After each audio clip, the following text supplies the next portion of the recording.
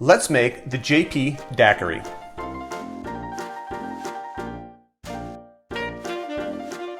To make this drink, we are going to start with our Bacardí Limón, and if you have another lemon rum you'd like to use, feel free to do so. We're going to put 2 ounces or 60 milliliters of that in our shaker. 1 ounce of fresh squeezed lemon juice. 1 ounce is 30 milliliters. And 1 ounce of grenadine. I do make my own grenadine. This is a 1-to-1 grenadine, so if you use the recipe here on the channel, there's a link down below. Feel free to adjust the recipe as you see fit. Now we're going to add some ice and give this a shake. And because John is a classy gentleman, I'm going to get a glass for him. I'll be right back. Anderson Ancestral Coupe. You can use a coupe of your choice if you don't have an Anderson Ancestral one.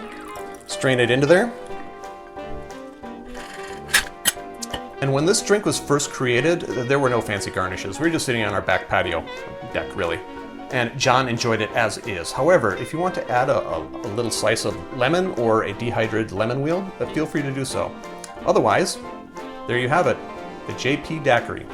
Drink with good spirits.